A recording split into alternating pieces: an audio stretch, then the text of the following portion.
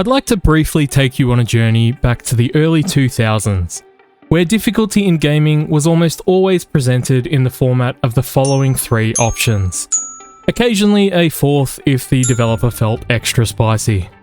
Most of the time, this difficulty really only meant that enemies took a longer time to kill due to artificially inflating their health, which, in my humble opinion, is more tedious game design than it is challenging. However, in the background of this landscape, there was a fairly well-regarded Japanese studio that had been cooking away at an action RPG under the stewardship of a savage game designer that sought to ask the question, what if there were no difficulty options? What if the player's only choice, should they wish to play our game, is to get good? Nowadays, the gaming landscape looks incredibly different, with an absolute plethora of Souls-like clones, as well as many other games trying to replicate the Souls formula in some way or another. For this video, I wanted to travel back to the one that kicked it all off. Originally released for the PS3 in 2009, and then faithfully remade by Bluepoint Studios as a launch title for the PS5 in 2020, Demon's Souls is FromSoft's first foray into the series that turned them into one of the most well-known studios on the planet. It's in this game that we take on the mantle of the Slayer of Demons. But for this platinum journey, we aren't just going to become any Slayer of Demons, no. You see, somebody once told me about the remake's incredibly robust character creation system. So it's my great pleasure to introduce you to Shreg, the very distant and less handsome cousin of everyone's favourite ogre.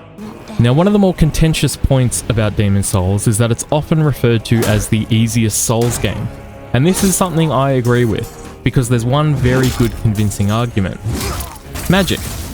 Magic in this game is busted beyond belief, and even if you choose not to literally abuse casting spells from afar, you can almost always achieve the same result with the very powerful bows or ranged options. Here's the thing though, Shrek never used magic or a bow, which I take to mean that ogres just aren't capable of doing that. And for this run, I wanted to keep things very much on the theme of our favourite green sex icon.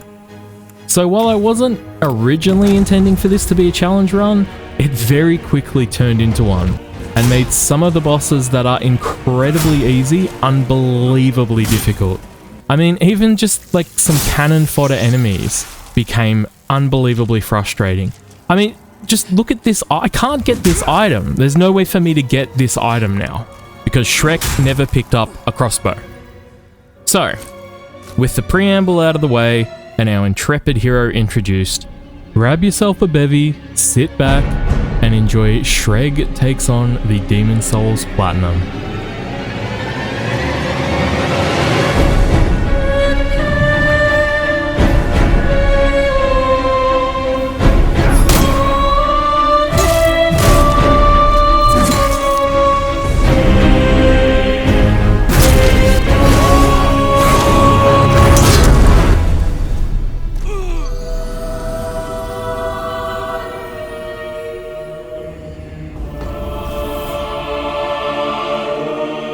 We start off in the short tutorial area that introduces some of the mechanics and, more importantly, the concept of death, diligently delivered to us by the boss at the end of the area. Don't stress too much, we will be kicking this guy out of our swamp later. For now, we wake up in the Nexus by the ever-wonderful Maiden in Black. This is the hub area of the game that we'll be visiting frequently. However, our first objective is to get ourselves away from this place via the only available archstone. Arriving in the first true area of the game,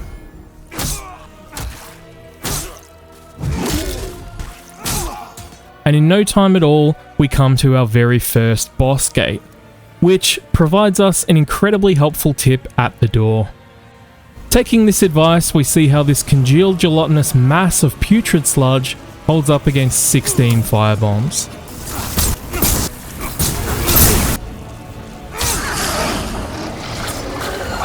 And there it is, the Phalanx's Trophy, the first of many boss trophies to come. Very briefly heading back to the Nexus, as we talk to a statue to unlock the remaining Archstones. Demon's Souls is constructed in a way that reminds me of old school games, as it's basically 16 levels, each with a big bad boy to face at the end. Another thing I'll briefly touch on at this point is a very obscure mechanic called World Tendency. This sort of functions like a weirder version of a morality system. Basically, it boils down to defeat bosses and the world tendency will shift from neutral to white, whereas if you die in human form, the world tendency will shift from neutral towards black. Now we're aiming for white first, as it's much easier to go the other way after achieving white, so we're going to be playing most of the game in soul form so we don't accidentally die in human form. With that out of the way and all the worlds unlocked, there is so much to do and so much to see. So back into World 1, and our objective is to travel a bridge that's been bathed in fire breath. Luckily, the dragon culprit behind this is a kind one, and only breathes fire in a very telegraphed and consistent way that we just have to time our runs around. Into the second boss fight now, which puts Shreg and his club against the indomitable Tower Knight.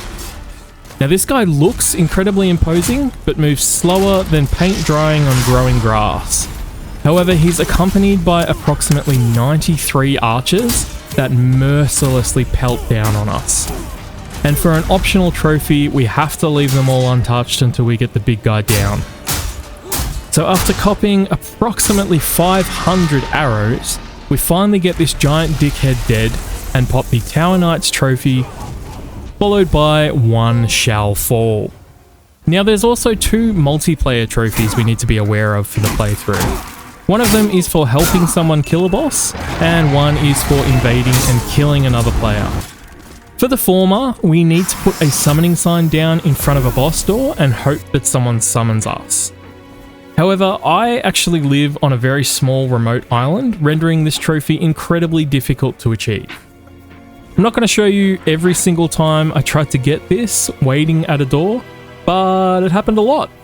No worries though, we'll try to deal with that down the line.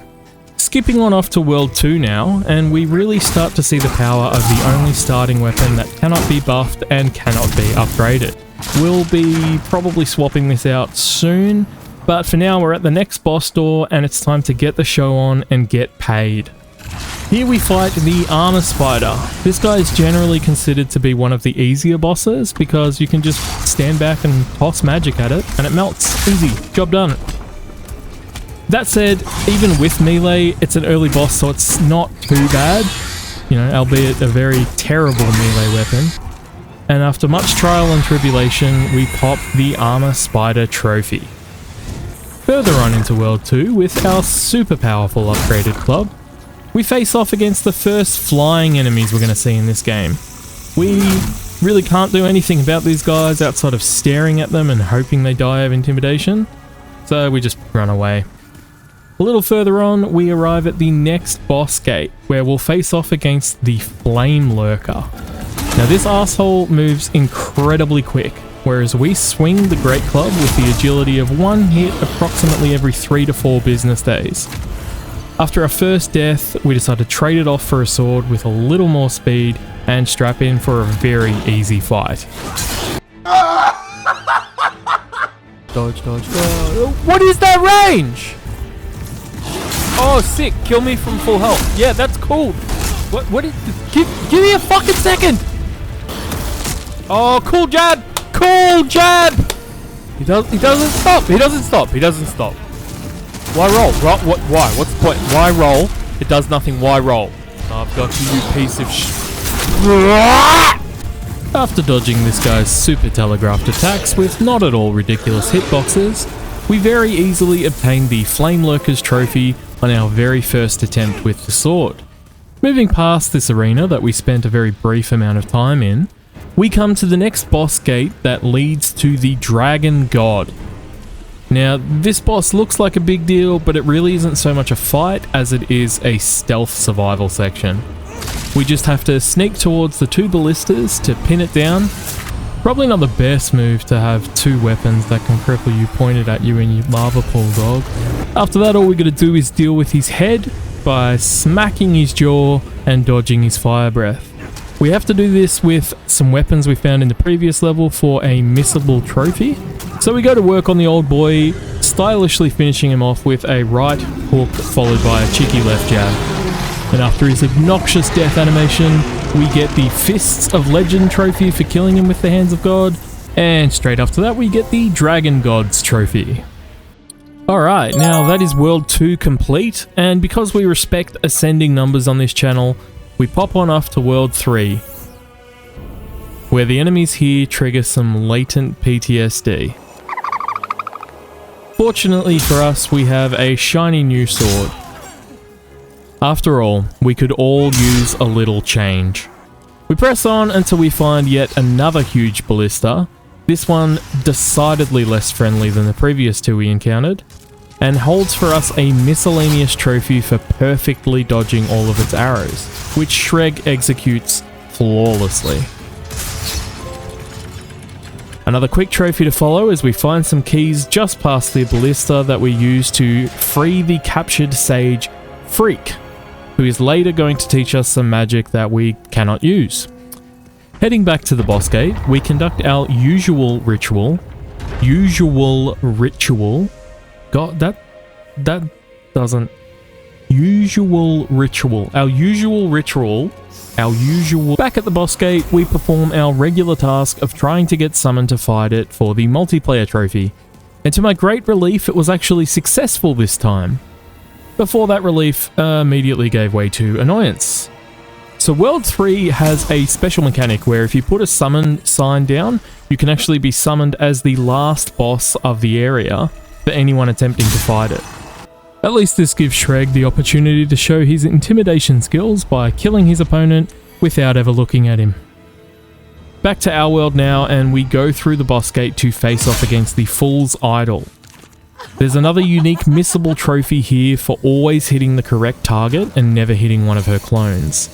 You can tell which one's the genuine article based on the type of spell they cast, as well as the clones have a health bar, the real boss does not. This one's a fairly manageable boss, so in no time at all, we've got the Fool's Idol trophy, quickly followed by Not Fooled. Now, because we have zero respect for ascending numbers on this channel, we travel back to World 1, where we free another few waylaid adventurers. First off is Bjor of the Twin Fangs, who we're going to need for an upcoming boss, and the second is Yuria the Witch.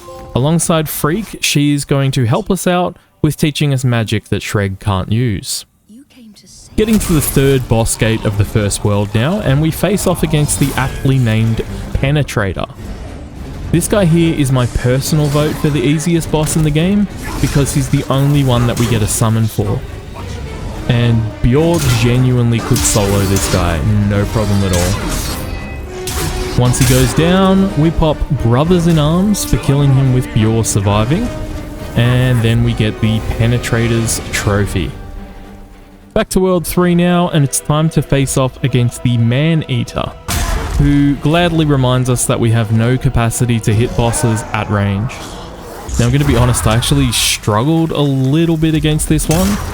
It felt like the hits started coming and they didn't stop coming. It's so fun to fight a boss that can fly and pounce on a very narrow bridge. It's fun. It's fun. It's fun. After realizing that clothes were what was holding Shreg back from his true power, we promptly take down this Souls Games 2 vs 1 and pop the Man-Eater's trophy. Into the last area of World 3 now, and while running up the tower leading to the last boss, I actually got invaded and was super excited for a fun showdown, but the invader obviously sensed that, Shreg was who he was going to go up against, so he left just as I was about to get to the gate. No worries, hopefully the AI boss puts up something of a challenge that's fun to watch. Alright, well, they can't all be epic showdowns, I guess. It was at this point that the PSN profiles boosting session I made had filled up, and this legend teamed up with me to boost the multiplayer trophies and free us from Summon Sign Purgatory. So starting off, he summons us against the first boss in New Game Plus that he absolutely slaughtered on his own, which gets us the Return to Form trophy.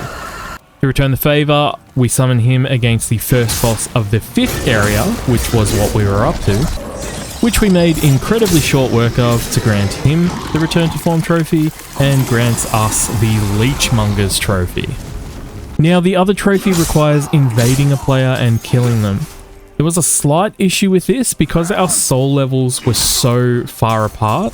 The only way to do that was to put down a red summon sign, which we use to summon him to our world and grant him the trophy. The issue is we don't have the red summon sign because it's an item you get from the end of the game. He very kindly offered to return the favour once we do beat the game and get the sign. However, this whole experience had taught me a very valuable lesson. All I had to do was not be on a dead server. So I went back to World 3 and it literally took 10 seconds to get summoned, and who would I be pitted against but my own mother? Now, lucky for me, my mother's never played a video game in her life, which really translated here, and granted us the Unwelcome Guest trophy. That's multiplayer done, no more waiting at boss gates. So with all that done, I actually reloaded the backup save I'd made outside the Leechmonger's boss room.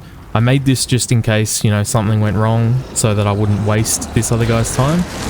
And I wanted to take the boss down solo so it wouldn't feel like, you know, I'd cheesed a boss and been carried. Now, you'll see this was a completely pointless gesture because he has all the resilience of a wet paper towel. The second area in World 5 sees Shreg return to his dearly beloved homeland.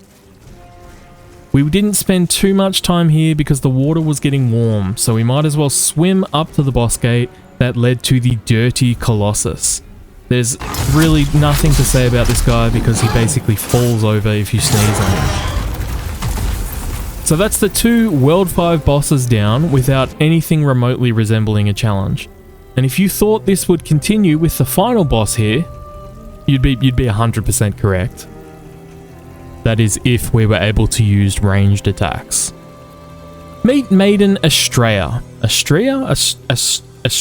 I don't know. On her own, she's no problem. She's not on her own though.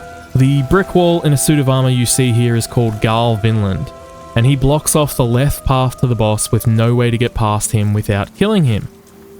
Fine, we have to kill him. No, we don't, because super fun for us, there's a missable trophy that requires killing the Maiden without killing Garl, meaning we'll have to avoid him and take the right path. This leads to a plagued pool full of demonic plague babies that very quickly swarm you and put you down, exacerbated by the forced slow movement in this terrain with no ability to dodge roll. After a few attempts, we managed to get past the plague babies and get a few hits in on Maiden Astrea before Garl doubles back and rearranges our guts. We try this a couple times before deciding it's not going to work and we need to make an exception to the rules. Okay, so Shrek never used magic, so Shreg can't use magic.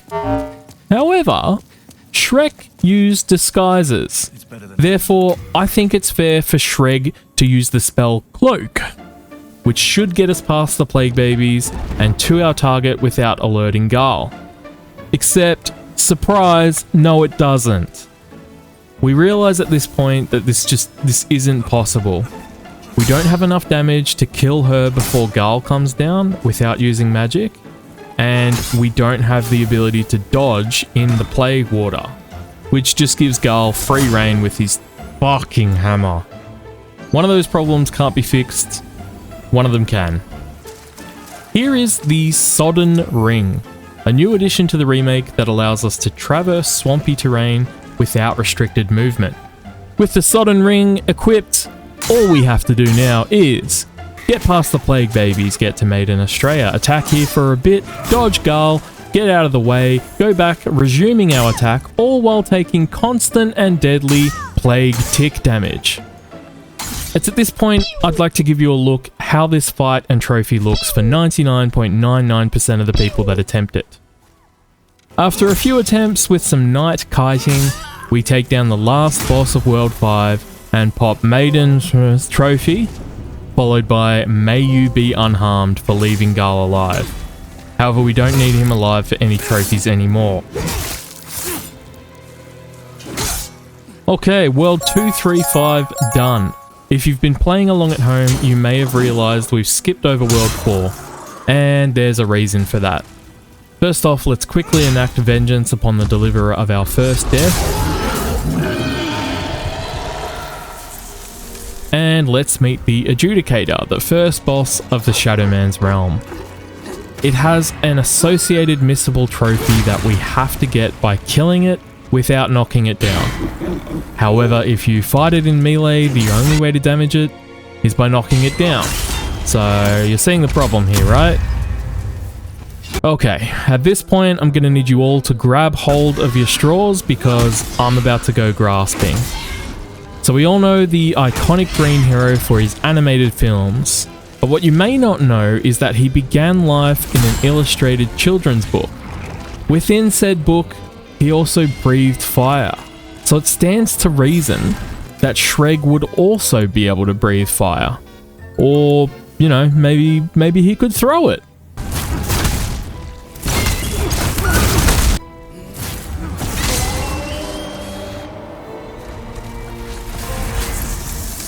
Yeah, so look, I don't know how well that justification would hold up in court, so those are the first and last time Shreg will use magic in this game from now on. Into the next area, we meet a Souls series staple in Patches. This NPC appears in every Souls game as a helpful and friendly guide.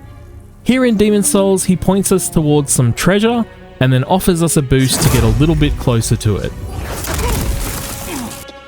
Down in the treasure pit, we find and free the Saint Urbane.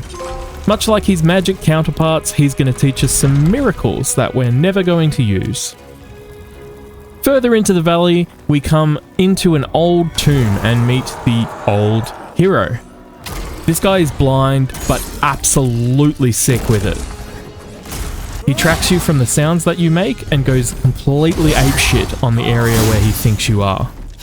Yet another one I'd like to point out that is trivialized by magic, because you just stand at the door and zap him away. Without magic though, this actually became my favorite fight in the game.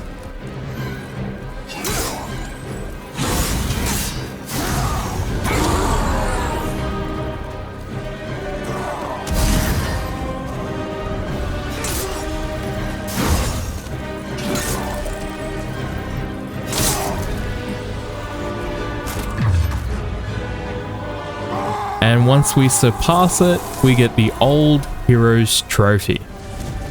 Now slightly further on, into the last area of the third world, we meet up with the Storm King, aka just a giant flying manta ray. This boss is also a little bit of a gimmick one, because the tool for its destruction lies within its very own arena. We use the Storm Ruler to clear out all the pesky little guys, and then focus down the big bad boy in revenge for Steve to take down one of the last boss trophies in the game. With almost every boss down now, it's time for everyone's favourite process in a trophy run, and that is cleanup. We hand this lad a sword that he immediately tries to test out on us for the Worthy of the Sword trophy. And then we go to a previously inaccessible area and pick up this spear for the One of the Few trophy. Now it's time to turn every world to black tendency by repeatedly falling over in body form to spawn a black phantom that we need to hunt down in every single world. The reason for doing that is when you kill a black phantom, it changes your character tendency from neutral to pure white.